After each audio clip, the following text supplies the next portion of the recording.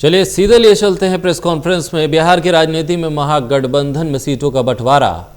तेजस्वी यादव, तेज प्रताप यादव और VIP party के अध्यक्ष मौजूद। कांग्रेस की तरफ से इस प्रेस कॉन्फ्रेंस में कौन है उस पर रहेगी नजर। क्या कुछ सीटों का ऐलान होगा, उसकी जानकारी इस प्रेस कॉन्फ्रेंस के जरिए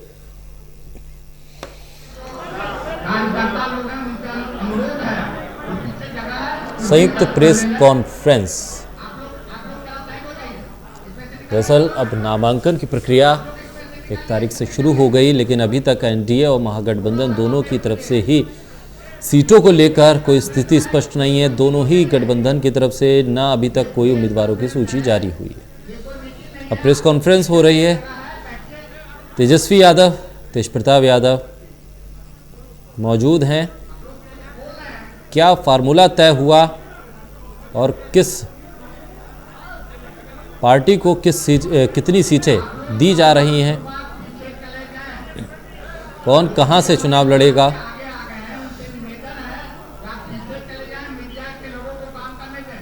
इस प्रेस कॉन्फ्रेंस के जरिए स्थिति अब स्पष्ट होगी। नमस्कार। राष्ट्रीय जनता दल के सम्माननीय अध्यक्ष, हमारे नौजवान और ऊर्जावान नेता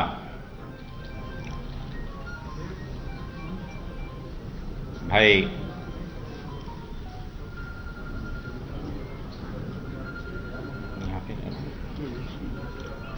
तेजस्वी यादव जी,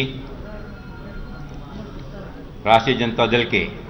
सम्माननीय नेता भाई तेज प्रताप सिंह जी,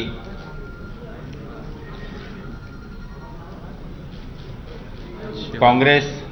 लेजिस्लेटिव पार्टी के नेता आदरणीय सदानंद बाबू, राष्ट्रीय जनता दल के सम्मान्य नेता शिवानंद बाबू, आदरणीय आलोक मेहता जी, हमारे भाई सांसद मनोज झा जी,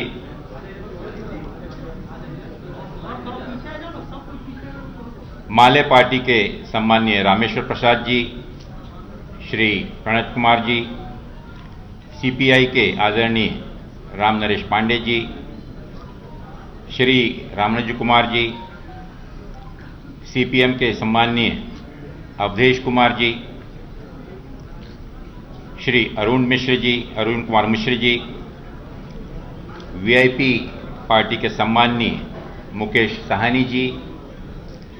यहां उपस्थित कांग्रेस और सहयोगी दलों के सभी सम्मान्य नेतागण, उपस्थित साथियों, बहुत ही सोच विचार और विचार विमर्श के बाद यूपीए के सभी घटक दलों ने कुछ वैचारिक मतभिन्नता होने के बावजूद भी बिहार के विधानसभा चुनाव में एक महागठबंधन के रूप में एक मजबूत ताकत बनाते हुए एक साथ आकर महागठबंधन का इन सभी पक्षों ने, कांग्रेस, राष्ट्रीय जनता दल, माले, सीपीआई, सीपीएम, वीआईपी,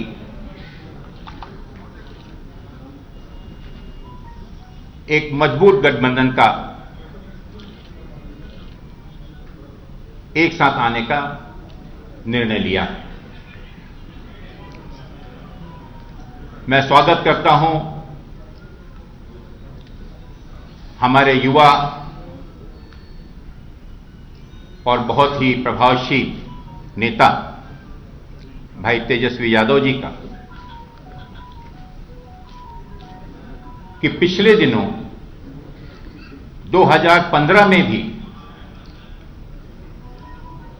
एनडीए के खिलाफ,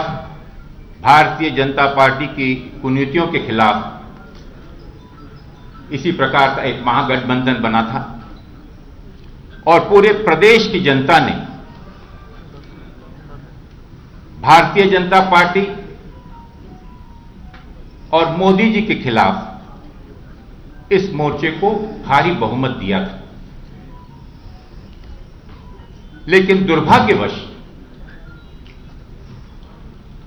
उस जनमत का अपहरण करते हुए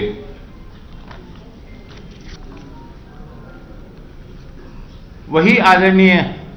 सम्माननीय नीतीश कुमार जी, जिन्होंने उन्हीं ताकतों के खिलाफ इस गठबंधन में बराबरी से मुकाबला किया, मात्र कुछ समय बाद ही पुनः धोखेबाजी कर भारतीय जनता पार्टी से हाथ मिलाकर प्रदेश के उस जनमत को धोखा देकर फिर सत्ता में आसीन हो गए। लोकतंत्र का, जनमत का एक बहुत भारी अपमान उन्होंने किया, जो बिहार की जनता कभी उन्हें माफ नहीं करेगी। और आज ऐसी परिस्थितियों में जब देश में एक बहुमत के अहंकार में ऐसे तुगलकी कानून बनाए जा रहे हैं, जहां पर लोकतंत्र की, हमारे सर्वोच्च जो हमारा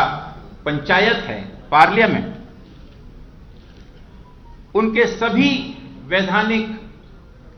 मूल्यों को अवहेलना करते हुए जो पिछले दिनों किसानों के विरोध में 3 कानून पास किए गए, आपने देखा होगा कि किसानों को किस प्रकार से उनके ही भूमि पर मजदूर बनने की नौबत आ रही। पूरे देश का किसान बौखलाया हुआ है, छला महसूस कर रहा है। बिहार, जो कि ना ही सिर्फ देश का बल्कि राष्ट्र का एक सबसे युवा राज्य है, जहां के युवाओं की एक औसत आयु 23 वर्ष की मानी जाती है, और जहां का नेतृत्व 2015 में प्रदेश के युवाओं ने एक आशा और आकांक्षाओं के साथ भाई तेजस्वी में देखा, और एक उप मुख्यमंत्री की हैसियत से उन्हें बहुत अच्छा काम किया।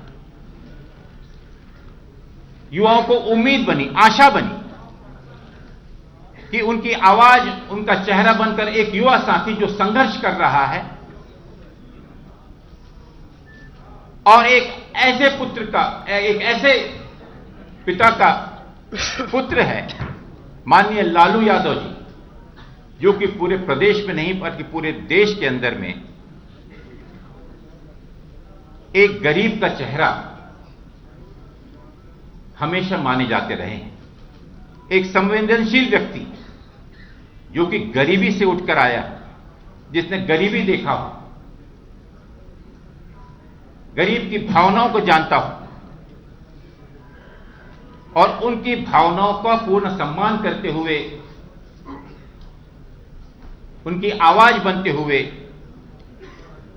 सरकार में उनकी आवाज को मजबूत करने का कार्य उन्हें अपने जीवन काल में किया। राष्ट्रीय जनता दल भारतीय कांग्रेस की एक पुराना घटक दल रहा है। यूपीए में भले ही कैसी भी परिस्थितियां क्यों न रही हो, लेकिन माननीय लालू यादव जी और राष्ट्रीय जनता दल एक ऐसा दल रहा है जिसने यूपीए और कांग्रेस के साथ अच्छे और बुरे हर दिनों में मजबूती से साथ दिया, और भारतीय राष्ट्रीय कांग्रेस इसका सम्मान करती है। मुझे खुशी है कि आज भले ही हमारे आंतरिक कुछ मतभेद हों, लेकिन उन मतभेदों के बावजूद भी धर्मनिरपेक्ष पर विश्वास रखने वाले सभी दल, जो देश के लोकतंत्र पर विश्वास रखते हैं, जो देश के संविधान पर विश्वास रखते हैं, और आज जिस प्रकार से देश के संविधान की धज्जियां उड़ाई जा रही हैं, जिस प्रकार से बहुमत के नशे में मनमानी तरीके से देश में एक अराजकता फैलाई जा रही है, उससे बिहार अछूता नहीं। पिछले 15 वर्ष के कार्यकाल में माननीय नीतीश कुमार जी ने, जिन्हें पूरे देश की जनता, प्रदेश की जनता एक सुशासन बाबू के रूप में जानती थी, अगर हम पीछे पलट कर देखें कि इन 15 सालों में प्रदेश के विकास के नाम पर या उन वादों के नाम पर इस प्रदेश को क्या मिला,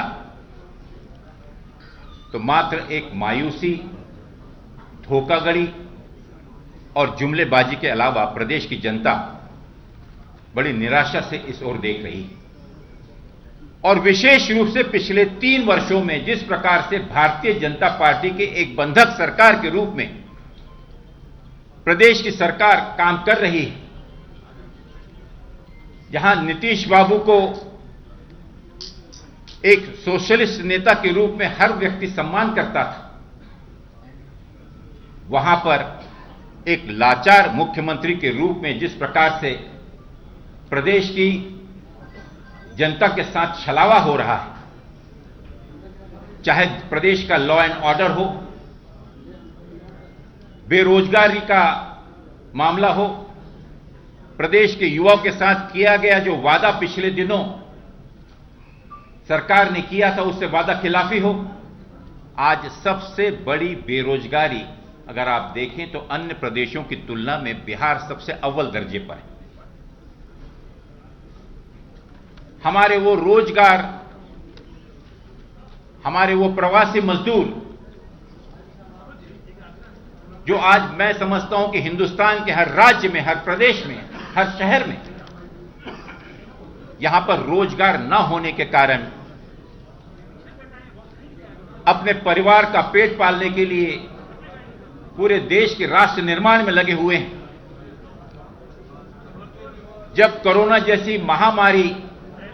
पूरे विश्व में आई और उस समय जब यही प्रवासी मजदूर अपने घरों पर वापस आना चाहते थे, नंगे पांव, भूखे पेट, पैदल तपती हुई धूप में, मुझे विश्वास नहीं होता कि क्या उस प्रदेश का मुख्यमंत्री, उस प्रदेश का उन प्रदेश के वासियों का पालक उन्हें अपने ही प्रदेश में, अपने ही गांव में, अपने ही घरों में आने के लिए रोका गया और 60 दिनों तक प्रदेश की सरकार ने कोविड से त्रसित लोगों के लिए, हमारे उन प्रवासी मजदूरों के लिए बहुत ही असंवेदनशील तरीके से पेश आकर निराश किया। अनेक मजदूरों ने रास्ते में अपने प्राण त्याग दिए, छोटे बच्चे भूख से बिलखते हुए मर गए। मैं समझता हूं कि इसकी हाय, इसका श्राप जो एक राजा की, एक मुख्यमंत्री का एक कर्तव्य होता है कि वो अपनी जनता, अपनी प्रजा के लिए ऐसे समय में जब इस प्रकार की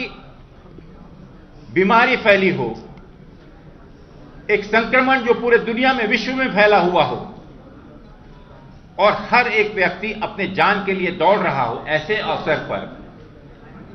आगे बढ़कर कार्य करने की अपेक्षा उनके साथ में दुर्व्यवहार किया गया।